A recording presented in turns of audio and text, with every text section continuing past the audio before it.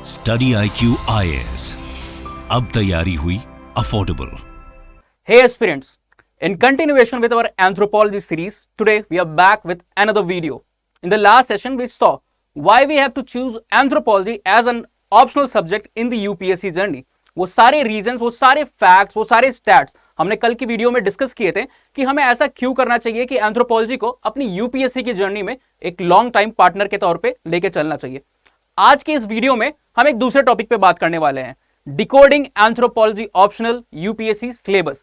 यहां पे हम ये देखेंगे और ये बात करेंगे कि एंथ्रोपोलॉजी का जो सिलेबस है उसका स्ट्रक्चर क्या है, उसमें एक्सपेक्टेड कौन से टॉपिक्स हैं और उसको किस तरीके से हमें केटर करना है जब हम अपनी प्रिपरेशन को कर रहे होंगे। इसके बाद भी हम इस सीरीज में कई ऐसे वीडियो ले आने वाले हैं जहां पे हम अलग अलग तरीके की स्ट्रेटजीज, आंसर राइटिंग की टेक्निक्स और टैक्टिक्स पे बात करेंगे। पर फिलहाल इस वीडियो में हम ये देखेंगे कि एंथ्रोपोलॉजी का सिलेबस, उसका स्ट्रक्चर किस तरीके से डिजाइंड है, क्या क्या के टॉपिक्स उसमें आते हैं और अलग अलग टॉपिक्स के ऊपर हम थोड़ी बहुत इंट्रोडक्टरी बातें आज करेंगे और आपको क्या ध्यान देना चाहिए उन टॉपिक्स पे प्रिपरेशन करते समय, वो सारी चीजों को आज हम यहाँ पे देखने वाले हैं। तो सबसे पहले, जैसे कि आप सभी को पता है कि कोई भी पेपर हो ऑप्शनल का, वो 2 पेपर्स में डिवाइडेड होता है एंथ्रोपोलॉजी में। The anthropology, like every other optional subject, accounts for 500 marks. In 500 marks में से 250 for paper 1 and 250 for paper 2।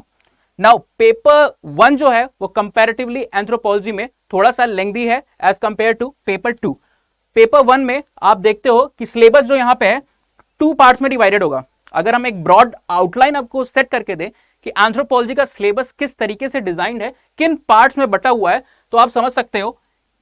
सबसे पहला जो है social anthro, this is the first and the starting initial phase of the anthropology. यहां पे हम society और कल्चर के बारे में बातें करते हैं, उसके अलग अलग इंग्रेडिएंट्स के बारे में बातें करते हैं, अलग अलग institutions like marriage, family, kinship, polity and economics, इन सारी चीजों को देखते हैं और समझने की कोशिश करते हैं एक एनालिटिकल और एक रेशनलिस्टिक एक टोन के साथ।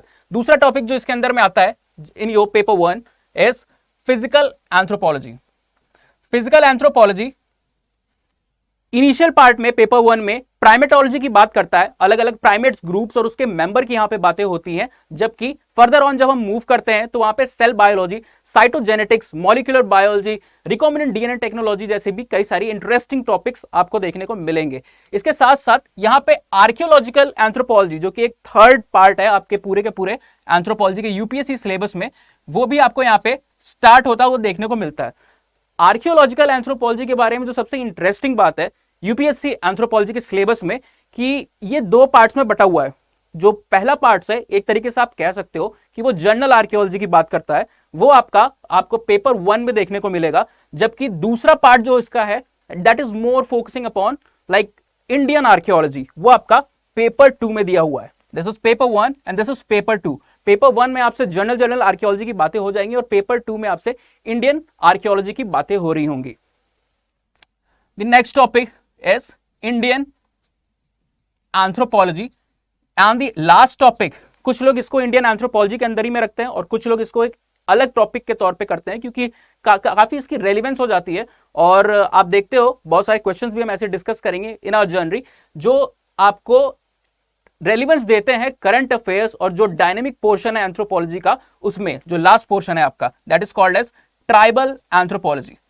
As you can figure it out from the name itself, यहाँ पे ट्राइब्स की बात हो रही है। Tribes as a cultural group, as a cultural entity, यहाँ पे हम इनको पढ़ते हैं। इंडियन एंथ्रोपोलॉजी में आप इंडियन सोसाइटी का स्ट्रक्चर पढ़ते हो, अलग अलग फिलोसफिकल जो अंडरटोन्स है, धर्मा हो या कर्मा हो, पुरुषार्थ की बातें होती हैं, ये सारी हम यहाँ पे पढ़ रहे होते हैं। साथ ही साथ एक बहुत इंपॉर्टेंट फीचर जो इसके अंदर में आता है, जो यूजुअली आपको, आप 2021 का क्वेश्चन पेपर उठा के देखो, 20 का, 1918, कहीं ना कहीं एक एंथ्रोपोलॉजिस्ट के बारे में बात की होती है। वो अक्सर आपसे इंडियन एंथ्रोपोलॉजी के पार्ट्स में से ही आता है, जहां पे आपको किसी न किसी इंडियन एंथ्रोपोलॉजिस्ट के बारे में क्वेश्चन देखने को मिलेगा। For an instance, for example 2021 के पेपर में आपसे, यहाँ पे लास्ट ईयर के पेपर में अगर आप बात करो तो आपसे के.एस. सिंह के बारे में एज एन एंथ्रोपोलॉजिस्ट आपको आंसर राइट करने के बारे में बोला गया था। इसमें कोई भी एनालिटिकल साइड नहीं होती है, आपको जस्ट एक एंथ्रोपोलॉजिस्ट का नाम दिया जाता है और आपको एड्रेस करना होता है कि उसके कॉन्ट्रीब्यूशंस क्या है टुवर्ड्स इंडियन एंथ्रोपोलॉजी, उसके डेवलपमेंट में क्या क्या उनका कॉन्ट्रीब्यूशन या क्या क्या उनका रोल रहा है,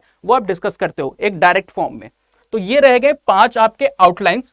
social anthropology, which is also known as socio cultural anthropology, दूसरा आपका फिजिकल या फिजिकल एंड बायोलॉजिकल एंथ्रोपोलॉजी। ये दोनों के दोनों पोर्शन जो आपके हैं फर्स्ट पेपर में आते हैं। Archaeological, as I told you, the initial general phase is in paper 1, the Indian archaeology is covered in paper 2. Now the next portion, Indian anthropology and tribal anthropology, or you can say it, merge it together and call it Indian and tribal anthropology. ये आपका exclusively paper 2 में दिया हुआ है. So this was about the outline and structure of anthropology syllabus. अब हम दूसरी चीज यहाँ पे देखने वाले हैं स्टडी IQ के एक्सक्लूसिव एंथ्रोपोलॉजी सीरीज के कवरेज में, वो है एक एक टॉपिक को यहाँ पे हम डिस्कस कर रहे होंगे कि एंथ्रोपोलॉजी में किस तरीके से आपको एड्रेस करने हैं। यूनिट 1.1, यहाँ पे पेपर 1 की हम बात कर रहे हैं। In this first video we are talking only about, exclusively about paper 1. Paper 1 में आप सबसे पहला आप देखते हो वहां पे आपसे मीनिंग पूछता है, स्कोप पूछता है कि एंथ्रोपोलॉजी भैया आखिर है क्या, एंथ्रोपोलॉजी में आप किस सारी चीजों को पढ़ने वाले हो, क्या चीज को एड्रेस करने वाले हो। ये जो इनिशियल ये कुछ पोर्शन है, खासकर यूनिट 1.1 से लेकर के 1.3 तक का, there is a tendency amongst aspirants to ignore these. वो सोचते हैं, मोस्ट ऑफ द एस्पिरेंट्स की अगर आप बात करो तो उनको ये लगता है कि बहुत ही जर्नल और बहुत ही लेमन टाइप के फीचर है जो आपको एक इंट्रोडक्टरी वे में यहाँ पे बताने को देखने को मिल रहे हैं, जहां पे आपसे मीनिंग और स्कोप की बात की जा रही है कि भैया डेफिनेशन बताओ, एंथ्रोपोलॉजी होता क्या है, उसका स्कोप क्या है, उसका रेलिवेंस क्या है, वो कहां से आया है, किस किस की उसमें स्टडी होती है। दूसरे की बात अगर आप करते हो 1.2 में, तो अलग अलग डिसिप्लिन से उसका कैसे को रिलेशन है, कैसे वो दूसरे डिसिप्लिन, या सोशियोलॉजी की बात कर लो, आप पॉलिटी की बात कर लो, इकोनॉमिक्स की बात कर लो, ह्यूमैनिटीज और साइंस के साथ, हर चीजों के साथ उसका एक तरीके से इंटर रिलेशनशिप स्टैब्लिश करने की बात होती है।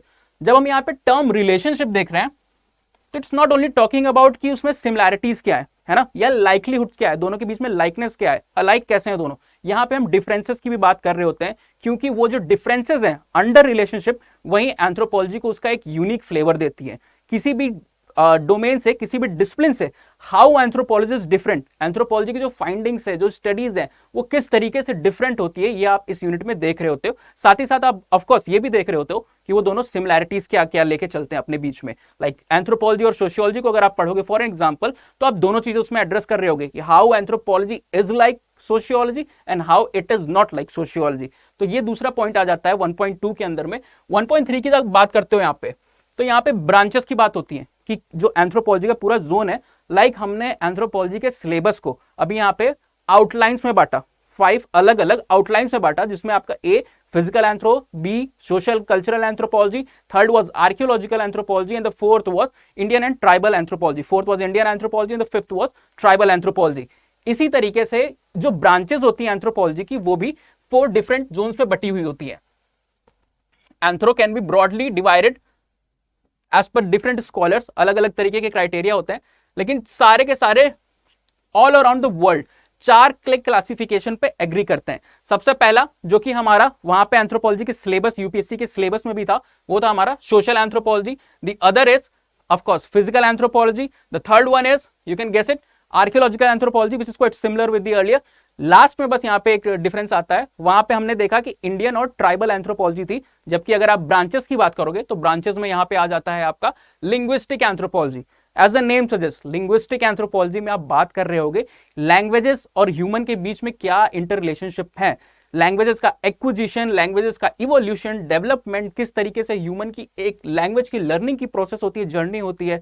सोशियो लिंग्विस्टिक और एथनो लिंग्विस्टिक जैसे टॉपिक्स को आप कवर करते हो, जहां पे फॉर एग्जांपल हम अलग अलग, like I am teaching you right now, मैं जिस तरीके से आपसे बात कर रहा हूं, जिस तरीके से जिस लहजे में एड्रेस कर रहा हूं, वो टोटली डिफरेंट हो सकता है जब मैं अगर किसी और जगह पे होऊंगा तो। फॉर एग्जाम्पल, अगर आप कोर्ट में जज के सामने एक हियरिंग में खड़े हो, तो आप जिस टोन में, जिस लैंग्वेज में, जिस तरीके से बात करोगे, वो टोटली डिफरेंट होगा कि जैसे आप अपने घर पे बात करोगे। इन दोनों के बीच में डिफरेंसेस होंगे। तो सोशियो लिंग्विस्टिक, एथनो लिंग्विस्टिक जैसी जो लिंग्विस्टिक एंथ्रोपोलॉजी के अंदर में आपको अंडरस्टैंडिंग दी जाती है, वो बताती है कि लैंग्वेज का कॉन्टेक्स्ट किस तरीके से शेप अराउंड करता है अलग अलग लोकेशन पे, अलग अलग टाइम्स पे और अलग अलग लोगों के बीच में।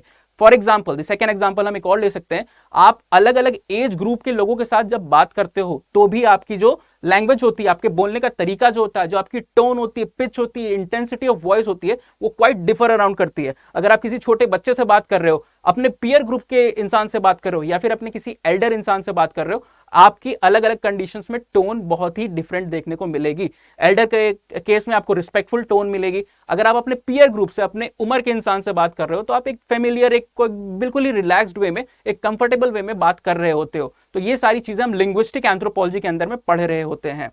दी लास्ट यहां पे हमने बात की थी कि जो पूरी दुनिया में सारे के सारे लोग एक कॉमन एग्रीमेंट पे आते हैं कि एंथ्रोपोलॉजी इन 4 ब्रांचेस में बटा हुआ है। लेकिन इसको छोड़ के भी पोस्ट दी वर्ल्ड वॉर एक अलग एक ट्रेडिशन या फिर एक ट्रेंड आने लगा, जिसने यहाँ पे एक 5th ब्रांच को भी यहाँ पे जोड़ दिया एंथ्रोपोलॉजी के एम्बिट में। उसको हम कहते हैं अप्लाइड एंथ्रोपोलॉजी। अप्लाइड एंथ्रोपोलॉजी का कुछ ऐसा अलग सा थियोरेटिकल अंडरटोनिंग नहीं है like the all the other 4 branches, पर ये क्या करता है कि इन 4 ब्रांचेस से, social, physical, archaeological and linguistic anthropology की ब्रांचेस से जो भी आप नॉलेज सीख कर रहे हो, जो भी आप चीजों को वहां से जान रहे हो, उसकी प्रैक्टिबिलिटी, यहां पे आपने थ्योरी सीखी और थ्योरीज की एप्लीकेबिलिटी या फिर उसका प्रैक्टिकल यूज क्या है, वो आप यहां पे अप्लाइड एंथ्रोपोलॉजी के अंदर में उसको एड्रेस कर रहे होते हो, उसको देख रहे होते हो कि भाई आपने जो थ्योरी पढ़ी है उसका कोई ग्राउंड लेवल पे, उसका कोई इंपीरिकल लेवल पे, कोई रियलिटी में उसका यूज है या फिर नहीं है। तो वो सारी चीजें आप ऑफ कोर्स अप्लाइड एंथ्रोपोलॉजी के अंदर में पढ़े रहोगे। तो ये तो हो गई हमारी 5 ब्रांचेस जो कि आप इस टॉपिक के अंदर में एड्रेस कर रहे होते हो। इसी टॉपिक को, ये जो हमने इनिशियल में बोला 1.1, 1.2 और 1.3, इसको एक टेंडेंसी है एस्पिरेंट्स के बीच में कि ये काफी इसको लाइट में कंसीडर करके इसमें कुछ ऐसा ज्यादा नहीं है, इसलिए वो इसको इग्नोर करते हैं, और ये टेंडेंसी अक्सर बहुत गलत होती है। इवन अगर आप लास्ट ईयर का पेपर उठा के देखोगे तो एक direct question scope of anthropology के ऊपर आपको मिल जाएगा। पिछले 5 सालों में कम से कम 3 बार, पिछले अगर आप 2016 से पेपर उठा के देखते हो, प्रीवियस ईयर पेपर, तो आपको 3 से 4 बार स्कोप के अराउंड या फिर मीनिंग, डेवलपमेंट, इस तरीके के क्वेश्चन आपको यूजुअली एक कंटिन्यूअस फैशन में देखने को मिल जाते हैं। तो ये ऐसा टॉपिक बिल्कुल भी नहीं है जिसको हम इग्नोर करें, पर हम as a part of syllabus जब इसको एड्रेस करेंगे तो एक इस तरीके की स्ट्रेटजी से करेंगे कि आप इसको पढ़ते हुए भी बोर ना फील करो, आपको ये ना लगे कि ये बहुत लाइट है फिर भी इस पे इंफेसिस दिया जा रहा है। क्वेश्चन तो आना है, हमें इसे कवर तो करना है, पर हम एक बहुत ही इंटरेस्टिंग फैशन में इसको करेंगे और एक बहुत ही टाइमली वे में कि इसको हमको कब इंट्रोड्यूस करना है वो भी हम देखेंगे। ये शायद हम आपसे नेक्स्ट वीडियो में जो स्ट्रेटजी की बात हो रही है, किस तरीके से हम पोर्शन को कवर करने वाले हैं एंथ्रोपोलॉजी सीरीज में, उस समय हम इस बात को देखेंगे कि ये कहां पे आपके सीरीज में आएगा। नेक्स्ट अगर हम बात कर लेते हैं 1.4 और 1.5, सिलेबस में आपके जस्ट यहां पे स्टार्टिंग होते ही 2 फिजिकल एंथ्रोपोलॉजी के टॉपिक्स, फिजिकल या बायोलॉजिकल एंथ्रोपोलॉजी के टॉपिक्स यहां पे ऐड कर दिए गए हैं, human evolution and characteristic of primate. Human evolution आपको वर्ड से पता चल रहा हो, आपने 10th से 12th से कई जगहों पे आपने एक जनरल अंडरटोनिंग में भी आपने कई सारे वीडियोस देखे होंगे कि ह्यूमन किस तरीके से इवॉल्व किया है, कहां से आया है, अलग अलग चेंजेस। अगर एप्स के थ्रू आप प्रोग्रेशन अगर देखते हो ह्यूमंस का, होमोनॉइड्स का, फिर होमिनिड्स का, फिर होमिनिड्स का, अगर आप प्रोग्रेशन देते हो, आज हम ऐसे हैं तो किस तरीके से हैं, हम 2 पैरों पे चल पा रहे हैं 4 पैरों की जगह पे, ठीक है, हमारे अंदर ये स्पीकिंग की, ये लिंगुअल कैपेसिटी आई है, हमारे ब्रेन का जो है एनलार्जमेंट हुआ है, ये सारी चीजें किस तरीके से हुई है, ह्यूमन बींग्स किस तरीके से इवॉल्व हुए हैं, तो वो सारी चीजें आप यहाँ पे पढ़ रहे होते हो। अलग अलग स्कॉलर्स, डार्विन की बात कर लो, अल्फ्रेड वेलेस की बात कर लो, लेमार्क की बात कर लो, या फिर सिंथेटिक स्कूल में कई सारे आपके थिंकर्स आ जाते हैं। एग्जैक्टली थिंकर्स आप नहीं करोगे, कई सारे ऐसे साइंटिस्ट आ जाते हैं जिनकी आपको बातें यहाँ पे पढ़नी होगी, इवोल्यूशन की उनकी थ्योरीज पढ़नी होगी। फॉर एग्जाम्पल डार्विनियन थ्योरी यहाँ पे है ऑर्गेनिक इवोल्यूशन की, लेमार्क की थ्योरी है क्वाइट रेट्स की, और सिंथेटिक थ्योरी आपको देखने को मिलेगी। Then as a part of syllabus यहाँ पे उन्होंने कुछ इकोलॉजिकल रूल्स भी रख दिए हुए हैं। अलग अलग कंडीशन में, अलग अलग इकोलॉजी में जब ह्यूमंस रहते हैं तो उनकी बॉडी की मॉर्फोलॉजी और जो कैरेक्टरिस्टिक है वो एक जगह से दूसरी जगह पे आपको डिफर करते हुए देखने को मिलते हैं। आप देखोगे कि कोल्डर रीजन्स में एक टेंडेंसी होती है कि हाइट काफी ज्यादा आपको देखने को मिलेगी। तो ऐसे ही कई सारे फिजिकल एडेप्टेशंस होते हैं जो कि हम इन रूल्स के थ्रू समझते हैं। Gause rule and Dollo's rule and Cope's rule, इस तरीके के रूल हमें उस तरह की इकोलॉजिकल टेंडेंसी को समझाते हैं। नेक्स्ट यहाँ पे characteristic of primate. Primate as a word शायद आपने कई बार सुना होगा, एक ऑर्डर है। हमने इनिशियल 7th 8th की जब हम टेक्स्ट बुक्स पढ़ते हैं तो उसमें ह्यूमन का आप देखते हो या फिर एक इन जनरल ऑर्गेनिज्म का एक पूरा का पूरा क्लासिफिकेशन दिया होता है। आप लेमार्क की बात करो, लिनियस की बात करो, या फिर रॉबर्ट एच विटेकर की बात करो, अगर हम 5 किंगडम क्लासिफिकेशन की बात करते हैं, 3 किंगडम क्लासिफिकेशन की बात करते हैं, तो सारे के सारे ऑर्गेनिज्म, सारे बींग्स जो हैं इंक्लूडिंग प्लांट्स, उनको एक 5 डिफरेंट किंगडम्स में डिवाइड किया गया है। फिर उसके बाद उसमें फर्दर प्रोग्रेशन होता है और हम क्लास के लेवल तक आते हैं। जैसे हमारी ह्यूमंस की क्लास क्या है, मेमिलिया। क्लास मेमिलिया पे आप आते हैं, उसके अंदर भी फर्दर डिविजन्स हैं जो कि यहाँ पे ऑर्डर पे आके खत्म होता है। What is this? Primate is an order जिसके हम ह्यूमंस भी मेंबर हैं, एप्स भी मेंबर हैं, और एक ये एक्सटेंडेड ग्रुप हमारा है। तो यहाँ पे इस ऑर्डर को हम बहुत ही क्रिटिकली एंथ्रोपोलॉजी में देखते हैं और समझते हैं कि इसके जो मेंबर्स हैं, इसके जो हमारे काउंटर पार्ट्स, हमारे जो साथ में है एप्स हैं, उनसे हम अपनी एक तरीके से लोकोमोशन के वे में कि हम कैसे चलते हैं, वो कैसे चलते हैं, इस चीज को आप एड्रेस कर रहे होते हो। दूसरा, उसके साथ साथ आप देख रहे होते हो कि सिमिलैरिटीज क्या है। अगर आप एप से कंपैरिजन कर रहे हो, मंकीज से कर रहे हो, या फिर आप होमोनॉइड्स, अदर होमोनॉइड्स, आप होमो इरेक्टस की बात करते हो, होमो हैबिलिस की बात करते हो, अलग स्पीशीज जो होमो की हैं, या फिर even before Homo as a genus was introduce, अगर आप ऑस्ट्रेलियोपिथेक्स की बात करते हो और भी अलग अलग ग्रुप्स की बात करते हो, तो उनके साथ हमारी स्केलेटन लेवल पे क्या सिमिलैरिटीज हैं, वो सारी चीजें कंपैरेटिव वे में आप यहाँ पे देख रहे होते हो। And trust me, this is one of the most interesting topic you will find in physical and biological anthropology. इसको पढ़ते समय, इसको समझते समय आपकी जो अंडरस्टैंडिंग है वर्ल्ड की, दुनिया की, अगर आप एंथ्रोपोलॉजी को 2 सेकंड के लिए साइड में भी रखो तो भी वो बहुत ज्यादा ग्रो कर जाएगी और ये आपको बहुत इंटरेस्ट करेगा। हम जिस तरीके से इसको टेक ऑन करेंगे, जिस तरीके से डायग्राम्स के थ्रू, मॉडल्स के थ्रू इसको हम समझाएंगे, वो आपको बहुत ही ज्यादा एक्साइट करने वाला है। नेक्स्ट यहाँ पे जो हमने बात की कि कंपैरेटिव एनाटॉमी, यानी कि जो संरचना है जिसको कहते हैं स्ट्रक्चर लेवल पे, फिजिकल लेवल पे क्या सिमिलैरिटीज हैं, क्या डिफरेंसेस हैं कंपैरिजन में, लाइक दी अदर, यहाँ पे रिलेशनशिप की हमने बात की थी। सिमिलरली हियर कंपैरिजन की जब बात हो रही होती है तो आप दोनों चीजों को पढ़ रहे होते हो, देख रहे होते हो। तो ये दोनों फिजिकल और बायोलॉजिकल की जब यूनिट्स चली जाती हैं, इसके बाद we come to the phylogenetic status and character. Pleistocene की बात करते हो आप, अलग अलग ग्रुप्स, हमने अभी बात की होमोनॉइड्स हैं, होमिनिन्स हैं, अलग अलग स्पीशीज हैं, अलग अलग जीनस है। हम एज ए स्पीशीज हम सेपियंस कहलाते हैं, होमो सेपियंस कहलाते हैं, ठीक है। उसके पहले भी कई सारी स्पीशीज हमसे पहले आके गई जो पार्ट थी जीनस होमो का, like for example homo erectus की आप बात करते हो, होमो हैबिलिस की आप बात करते हो, ये सारी स्पीशीज होमो जीनस का पार्ट रही है। और इस जीनस के आने से पहले भी कई और जीनस थे, जो हम ऑस्ट्रेलोपिथेक्स की बात करते हैं, वो भी यहाँ पे हम देखने को मिलता है। वो जियोलॉजिकल टाइम फ्रेम के अंदर में हम आपको समझाएंगे और पढ़ाएंगे।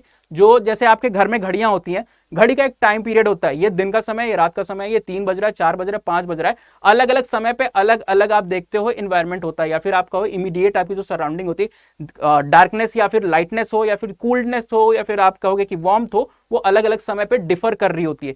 सिमिलरली ऐसे अर्थ का भी एक क्लॉकवाइज फैशन में हम यहाँ पे डिस्कशन कर रहे होते हैं कि अलग अलग पीरियड्स कौन से आए। हम अगर बात करते हैं इपॉक्स, इयॉन्स की बात करते हैं, आप इपॉक्स की बात करते हैं, एंड देन फर्दर पीरियड्स की बात करते हैं, एंड एरास की बात करते हैं, किस तरीके से हम एक जियोलॉजिकल टाइम स्केल में अर्थ के पूरे टाइम पीरियड को, इनिशियल जब रॉक फॉर्मेशन भी नहीं हुआ था, उससे पहले जब कोई लिविंग ऑर्गेनिज्म एग्जिस्ट नहीं करते थे, उस समय से लेकर के ह्यूमंस के इवोल्यूशन तक, और करंट टाइम जिसको हम क्या कहते हैं, होलोसीन, होलोसीन तक हम क्वाटरनरी के अंदर में हम देखते हैं। होलोसीन के अंदर में क्वाटरनरी पीरियड जो आपका है, उसमें 2 आपके डिविजन्स आ जाते हैं, होलोसीन्स एंड प्लीस्टोसीन। ऑफ कोर्स अभी आपको थोड़ा अनसुना लग रहा होगा अगर आपने पहले आपका इंटरेस्ट के थ्रू इसमें नहीं पढ़ा होगा, लेकिन फर्दर जब हम डिस्कशंस करेंगे मॉडल्स के थ्रू, चार्ट्स के थ्रू, तो आपको ये अच्छी तरीके से समझ में आएगा।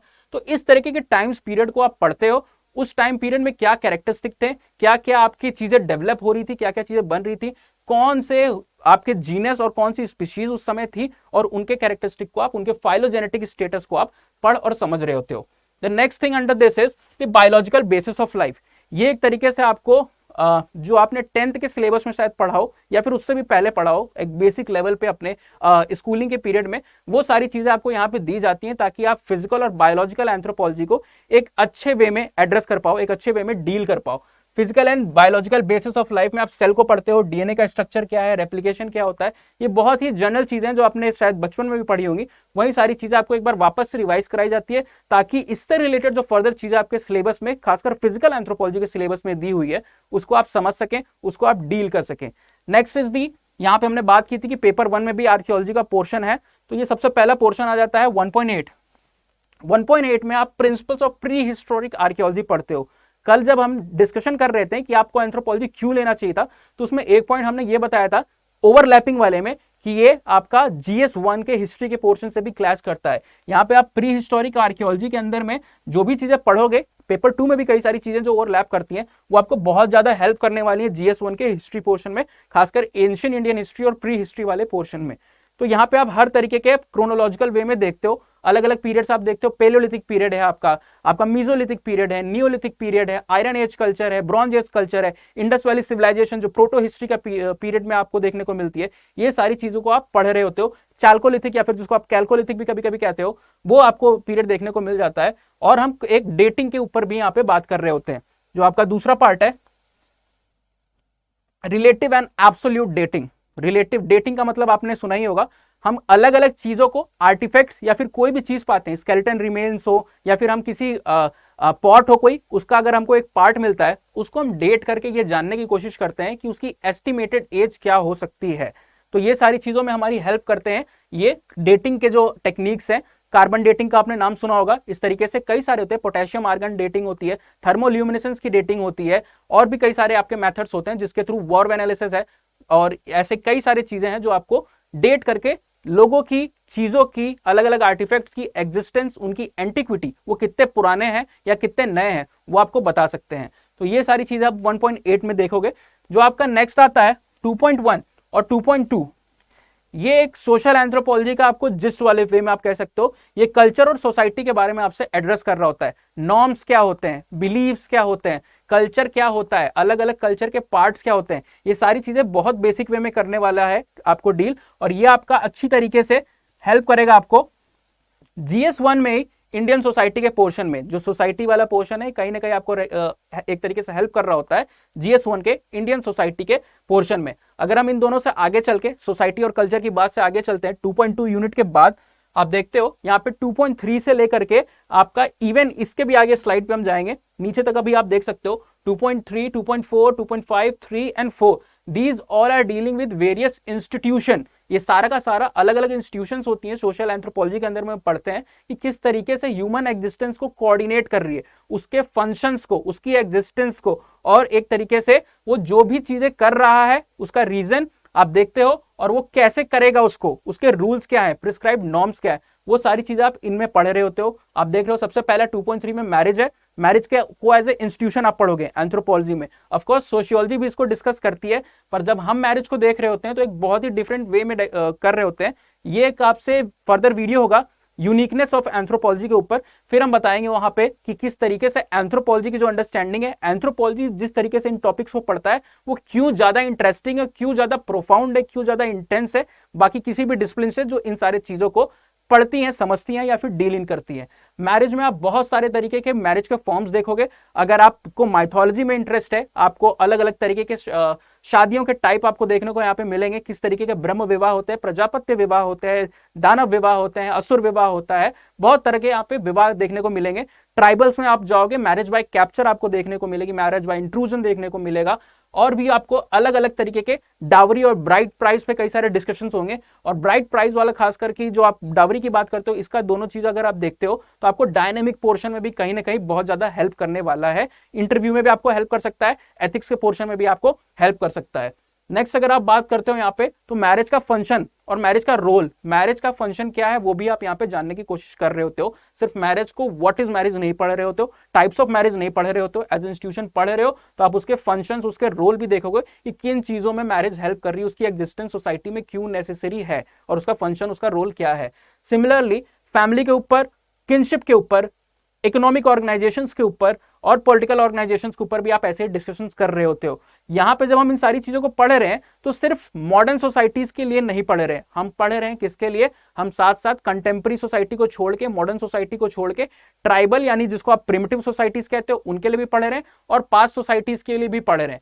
हम यहाँ पे इकोनॉमिक ऑर्गेनाइजेशंस अगर आप देखते हो तो सिर्फ ये हमारी बात नहीं हो रही है कि हमारे सोसाइटी में, मॉडर्न सोसाइटी में किस तरह की इकोनॉमिक्स एक्टिविटीज होती हैं, क्या क्या इकोनॉमिक एवेन्यूज हैं। आप ट्राइब्स के कई सारे केस स्टडीज पढ़ोगे and believe me those are very very interesting. वहां पे आप बात करोगे किस तरीके से एक पर्टिकुलर ट्राइब जो आइलैंड के रीजन में रहती है वो किस तरीके से अपने पूरे के पूरे अपने जो सोशल लाइफ है, अपनी एक्टिविटीज है, उसको सराउंड करती है अपने इकोनॉमिक मीन्स को एक तरीके से सस्टेन करने के लिए। हंटिंग की बात कर लो, आपके कई कई ट्राइब्स में आपको देखने को मिलता है कि वो head hunting tribes of Nagas, अगर उसकी आप बात करो, वो सारी चीजें भी आपको यहाँ पे देखने को मिल रही होती हैं। सो ये सारी चीजें जो आप देख रहे हो, ये आपको एक तरीके से एज दे रही है अलग अलग तरीके के क्वेश्चंस को एक आंसर करने में और उसको बहुत ही अच्छे तरीके से आगे ले जाने में। सिमिलरली पॉलिटी की भी हम बात कर लेते हैं, तो पॉलिटी सिर्फ मॉडर्न पॉलिटी की ऑफकोर्स यहाँ पे बात नहीं हो रही है, आप डिस्कशन तो करोगे कि पॉलिटी का स्ट्रक्चर क्या होता है, पर अपार्ट फ्रॉम दैट आप ट्राइबल पॉलिटी को भी पढ़े रहे होगे, जो कि अगेन एक बहुत ही इंटरेस्टिंग टॉपिक है। अपार्ट फ्रॉम 3 and 4 आप आगे बढ़ते हो, जैसा कि हमने कहा religion, that is exclusively very very interesting topic of anthropology. आप कहीं पे भी रिलीजन को पढ़ते हो, पर एंथ्रोपोलॉजी जितना होलसम मैनर में, इतना होलिस्टिक वे में आप कहीं भी नहीं पढ़ोगे। विच क्राफ्ट, सॉर्सरी, ऐसे कई सारे शमन्स हैं, जो ब्लैक मैजिक की आप बात करते हो, वो सारी चीजें आप रिलीजन के अंदर में पढ़ रहे होते हो। रिलीजन का मतलब क्या है, रिलीजन कहां से आया, उसका ओरिजिन कैसे हुआ, उसका ग्रोथ कैसे हुआ, इस तरह की कई सारे इंटरेस्टिंग टॉपिक्स हम यहाँ पे कवर कर रहे होते हैं। अगेन देन एंथ्रोपोलॉजिकल थ्योरीज, ये आपका पेपर 1 का या फिर सोशल एंथ्रोपोलॉजी के अंदर का सबसे लेंथीएस्ट पोर्शन है। This is the lengthiest portion of paper 1 और बहुत ही इंपॉर्टेंट भी है, और जहां पे भी आप जाओगे इस पे अच्छा खासा डिस्कशन होता है, क्योंकि किसी भी चीज को, किसी भी सब्जेक्ट को पढ़ने के लिए उसके थिंकर्स बहुत ज्यादा इंपॉर्टेंट हो जाते हैं। Similarly in anthropology also we have different thinkers who are divided into various schools. आप स्कूल की बात करते हो तो स्कूल ऑफ थॉट की हम यहाँ पे बात कर रहे हैं, कि अलग अलग लोग अलग अलग स्कूल्स में या फिर अलग अलग एक सेक्ट में बटे हुए हैं, और उस तरीके से वो अपने व्यूज को प्रेजेंट कर रहे हैं थ्रू दीज थ्योरीज। अब सबसे पहले यहाँ पे हमने हाईलाइट करके इसलिए आपके लिए दिया हुआ है, सबसे पहला स्कूल अगर आप बात कर रहे होते हो, सबसे पुराना, वो है क्लासिकल इवोल्यूशनिज्म। यहाँ पे आप टाइलर, जो कि एक तरीके से सबसे ज्यादा वेल नोन एंथ्रोपोलॉजिस्ट हैं या फिर थिंकर हैं एंथ्रोपोलॉजी में, आप सोशियोलॉजी में भी शायद उनका नाम सुनेंगे, तो ये आपको यहाँ पे डिस्कस करने को मिलेगा, देखने को मिलेगा। इसके बाद हिस्टोरिकल पर्टिकुलरिज्म, फ्रांस बोस, जिनको कई लोग फादर ऑफ मॉडर्न एंथ्रोपोलॉजी कहते हैं, उसके ऊपर आपको डिस्कशन देखने को मिलेगा। मैलिनोव्स्की की थ्योरी ऑलमोस्ट सबने सुनी होंगी, फंक्शनलिज्म की थ्योरीज, कि क्यों हर एक चीज का जो भी हम करते हैं, चाहे वो मैरिज और रिलीजन हो, हर एक चीज की एग्जिस्टेंस के पीछे एक फंक्शन छुपा होता है, तो वो इस फंक्शंस, हर चीज के पीछे एक फंक्शन को ढूंढते हैं। और अगेन ये भी एक बहुत ही इंटरेस्टिंग टॉपिक होने वाला है, क्योंकि उन्होंने कई सारे फील्ड वर्क करके इंटरेस्टिंग केस स्टडीज यहाँ पे एंथ्रोपोलॉजी में दी हुई हैं। अपार्ट फ्रॉम दैट यहाँ पे स्ट्रक्चर ऑफ फंक्शनलिज्म, स्ट्रक्चरलिज्म, ऐसे कई सारे स्कूल आपको देखने को मिल जाते हैं। नेक्स्ट आप कल्चर एंड पर्सनैलिटी की अगर बात करोगे, ये भी बहुत इंटरेस्टिंग टॉपिक होता है। आई टेल यू व्हाई, क्योंकि ये खासकर जब आप बात करते हो वर्ल्ड वॉर 2, उस समय जो एक कैप्चर्ड सोल्जर्स होते थे, अलग अलग जो ग्रुप्स होते थे, अगर कोई नेशन किसी के ऊपर अटैक कर रहा है तो सोल्जर्स को अक्सर वो पकड़ के रख लेते थे और उनके ऊपर इस तरीके के साइकोलॉजिकल रिसर्चेस करते थे, इसीलिए इसको psycho analytical school of anthropology भी कहा जाता है, कल्चर एंड पर्सनैलिटी स्कूल को। इसमें कई सारी रिसर्चेस हुई हैं जो ये बताने की कोशिश करती हैं कि कल्चर का इंसान की पर्सनैलिटी पे वो जिस तरीके से बिहेव करता है। आप देखते हो कि कुछ लोग बहुत ही ज्यादा एग्रेसिव वे में बात करते हैं, बहुत ही ज्यादा एग्रेसिव होते हैं, हमेशा गुस्से में रहते हैं। कुछ लोग आपको देखेंगे हमेशा काम रहते हैं, एकदम सूदिंग उनकी टेंडेंसी होती है, वो कभी भी जल्दी गुस्सा नहीं होते हैं। तो ये ऐसी चीजों को एड्रेस कर रहा होता है कि ये क्यों डिफरेंसेस आपके हैं, ये क्या कल्चर का पर्सनैलिटी के ऊपर इंसान के इन्फ्लुएंस है, या फिर इंसान की पर्सनैलिटी कल्चर को इन्फ्लुएंस कर रही है, या फिर दोनों एक दूसरे को कर रहे हैं, या फिर दोनों एक दूसरे को नहीं कर रहे हैं। तो again this is going to be one of the most interesting topic under anthropological theories. इसके बाद अगर आप बात करते हो तो कई सारी स्मॉलर थ्योरीज हैं, छोटी थ्योरीज हैं जो इतनी बड़ी नहीं है, उसके भी थिंकर्स के भी आप बात करते हो। सिंबॉलिक इंटरप्रिटेटिव थ्योरी है, मटेरियलिज्म की थ्योरी है यहाँ पे, और पोस्ट मॉडर्निज्म की थ्योरी है। इसको भी हम बहुत ही अच्छे फैशन में वो कर रहे होंगे। कई सारे इंस्टीट्यूट्स में अगर आप जाते हो तो वहां पे देखते हो एक्सेप्ट फॉर दीज 4 और 5 ये आपको बुक्स में मिलती हैं। क्लासिकल इवोल्यूशन की आप बात करो, हिस्टोरिकल पर्टिकुलरिज्म की बात करो, स्ट्रक्चरलिज्म की बात करो, फंक्शनलिज्म की बात करो, ये सारी तो आपको नॉर्मल बुक्स में भी मिल जाती हैं। पर जो इसके बाद की कई सारी थ्योरीज हैं वो आपको जल्दी देखने को उसके इतने ज्यादा सोर्सेज नहीं है, तो उसके लिए मोस्टली आप देखते हो अलग अलग इंस्टीट्यूट्स में कि ये वाला पार्ट बहुत ही ब्रीफली एड्रेस कराया जाता है, जो कि ऑफकोर्स यहाँ पे एट स्टडी IQ ये नहीं होने वाला है। हम इसको एक डिटेल्ड वे में देखेंगे, कई सारे एग्जाम्पल और केस स्टडीज के साथ इन सारे थ्योरीज को समझने की कोशिश करेंगे। नेक्स्ट जब आप इसकी बात कर लेते हो थ्योरीज के बाद आपका आ जाता है लिंग्विस्टिक एंथ्रोपोलॉजी के ऊपर एक थोड़ा सा पोर्शन दिया हुआ है। लिंग्विस्टिक एंथ्रोपोलॉजी, यहां पे आपको लैंग्वेजेस का जो हमने पूरा का पूरा बताया, स्ट्रक्चर, फंक्शन, कैसे वो आपकी स्पीच को कोऑर्डिनेट कर रही होती है, कैसे आपके बिहेवियर को कोऑर्डिनेट कर रही होती है, वो आप यहां पे देखते हो। अपार्ट फ्रॉम दैट यहां पे रिसर्च मेथोडोलॉजीज की बात है, यहां पे आप ह्यूमन जेनेटिक्स के ऊपर डिस्कशन करते हो। रिसर्च मेथोडोलॉजीज एंथ्रोपोलॉजी का एक बहुत ही बड़ा क्रक्स है कि वो फील्ड पे जाके फील्ड वर्क करते हैं। वो जो थ्योरीज आप बना रहे हैं वो हवा में थ्योरीज नहीं बन रही है, उनके लिए एक एक्सटेंसिव वर्क किया जाता है ऑन ग्राउंड। वो सारी किस तरीके से की जाती है वो इधर आप पढ़ रहे होते हो रिसर्च मेथड्स के अंदर में। अगेन यहाँ पे फिजिकल एंथ्रोपोलॉजी का पूरा पार्ट शुरू हो जाता है कि ह्यूमन जेनेटिक्स किस तरीके से आप पढ़ोगे, ह्यूमन के जीन्स किस तरीके से कोऑर्डिनेटेड होते हैं, अलग अलग डिसऑर्डर्स की या फिर जिसको आप सिंड्रोम्स कह सकते हो, वो सारी चीजें आप पढ़े रहोगे। किसी की हाइट बहुत कम है, किसी की हाइट ज्यादा है, किसी को लैक्टोज इंटॉलरेंस है, अलग अलग तरीके के आपको देखने को मिलेंगे। यहाँ पे जो कंडीशंस ह्यूमन में एबनॉर्मलिटीज हैं वो इसके अंदर में आप पढ़ रहे होगे। ये पूरी की पूरी पार्ट जो है आपका फिजिकल एंथ्रोपोलॉजी पे फोकस कर रहा होता है। क्रोमोसोम से लेकर के इंसान की एज, सेक्स और पॉपुलेशन के बीच में क्या कोरिलेशन होता है, ह्यूमन की ग्रोथ किस फैशन में हो रही होती है, इंसान का डेवलपमेंट की अलग अलग स्टेजेस होती हैं, कई बार ग्रोथ स्टंट रह जाती है, कई बार ग्रोथ बहुत तेजी से हो रही होती है, उसके पीछे के सारे रीजंस और फैक्टर्स आप यहाँ पे देख रहे होगे। आप एपिडेमियोलॉजी में देख रहे होगे किस तरीके से डिजीज, ये भी कई ज्यादा आपको हेल्प करेगी, खासकर कोविड के बाद के समय में कई सारी चीज आप यहाँ पे पढ़े रहे होते हो, किस तरीके से डिजीज स्प्रेड होती है, डिजीज कॉजिंग फैक्टर्स क्या होते हैं और कैसे उनको हम प्रिवेंट कर सकते हैं, वो यहाँ पे आप डील कर रहे होते हो एपिडेमियोलॉजी के अंदर में। इसका एक ब्रीफ तरीके से दिया होता है, यहाँ पे कोई भी साइंटिफिक अंडरटोनिंग या फिर कुछ इस तरह की बात नहीं है जो जिसके लिए बहुत हाई लेवल पे आपको बायोलॉजी जानने की जरूरत है। एक बहुत ही बेसिक वे में आपको चीजें बताई जाती हैं और समझाई जाती हैं, खासकर एंथ्रोपोलॉजिकल और ह्यूमैनिटीज के वे में। नेक्स्ट आप 9.8 यानी कि एपिडेमियोलॉजी से आगे बढ़ते हो तो जो हमने बात की ह्यूमन ग्रोथ की या फिर अलग अलग रेलेवेंस ऑफ मेनार्क, मेनोपॉज, इस तरह की स्टेजेस जो आती हैं, डेमोग्राफी किस तरीके से पॉपुलेशन का डिक्लाइन होता है किसी सोसाइटी में, किस तरीके से पॉपुलेशन बूम कर रही होती है और उसका क्या इन्फ्लुएंस, उसका क्या एक तरीके से नतीजा होता है सोसाइटी के ऊपर, वो आप यहाँ पे बात कर रहे होते हो। इसके बाद की अगर आप बात करते हो जो लास्ट पेपर 1 की यूनिट है, ये एप्लीकेशन ऑफ एंथ्रोपोलॉजी है। ये जनरली पेपर 1 के एंड में दे दिए, पर जब भी हम कर रहे होते हैं, चाहे आप यहाँ स्टडी आईक्यू में देखो या फिर इवन एट अदर इंस्टीट्यूट की अगर आप बात करो, तो इसको लास्ट में एक फैशन है कि इसको लास्ट में डील किया जाता है, क्योंकि आप पहले सारी थ्योरीज को, सारी प्रैक्टिकलिटीज को पढ़ लो, उसके बाद ही आप एप्लीकेशंस को समझो, तो ज्यादा इंटरेस्टिंग होता है और ज्यादा अच्छी तरीके से समझ में आता है। So this was all about paper 1. In the next video we will come and discuss how to deal paper 2. paper 2 के अंदर क्या क्या स्ट्रक्चर्स हैं, क्या क्या क्वेश्चंस आपको देखने को मिलते हैं, किस तरीके के टॉपिक्स हैं, कौन से टॉपिक्स बहुत इंटरेस्टिंग आपको लगने वाले हैं, वो सारी बातें नेक्स्ट लेक्चर में पेपर 2 की डिकोडिंग में होगी। तब तक के लिए थैंक यू, बने रहिए। स्टडी IQ IAS, अब तैयारी हुई अफोर्डेबल।